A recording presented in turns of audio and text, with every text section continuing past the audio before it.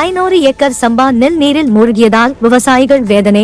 திருவாரூர் மாவட்டத்தில் நேற்று காலை முதல் தொடர்ந்து லேசானது முதல் கனமழை பெய்து வருகிறது. இதனால் தாழ்வான பகுதிகளில் தண்ணீர் சூழத் தொடங்கியுள்ளது. இந்த ஆண்டு முத்துப்பேட்டை சுற்றுவட்டார பகுதிகளில் 30,000 ஏக்கர் பரப்பளவிலும் சம்பா சாகுபடி நேரடி விதைப்பு மற்றும் நடவு செய்திருந்தனர்.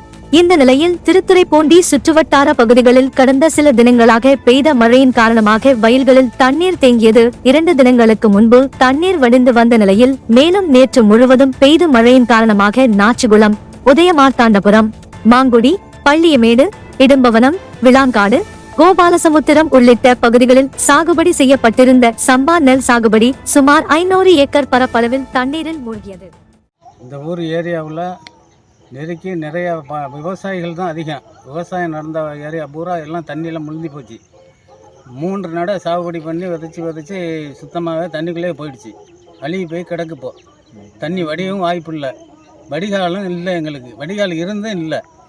என்ன மீண்டும் மறுபடி இந்த மேலப்பெருமலை மதவுக்கிட்ட உடப்பு எடுத்து போச்சு.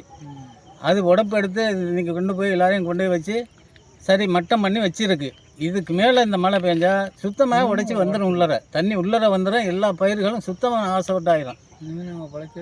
ஆமாம், இதுக்கு மேலே எங்களுக்கு தாங்காது. எங்களுக்கு இந்த விவசாயத்தில் ரொம்ப லாஸு.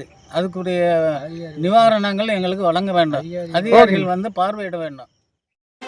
குறிப்பாக உதயமார்த்தாண்டபுரம் பகுதியில் உள்ள கழனி ஆற்றில் கடந்தாண்டு தூர் வாரியதில் சரியாக தூர் வாரவில்லை. இதனால் மேலும் வெங்காய தாமரை அதிக அளவில் வளர்ந்து உள்ளதால் தண்ணீர் வடிய முடியாத நிலை ஏற்பட்டுள்ளது எனவும் விவசாயிகள் வேதனை தெரிவித்துள்ளனர். மேலும் பாதிக்கப்பட்ட பயிர்களை அதிகாரிகள் ஆய்வு செய்து உரிய நிவாரணம் வழங்க வேண்டும் என்பது விவசாயிகளின் கோரிக்கையாக உள்ளது.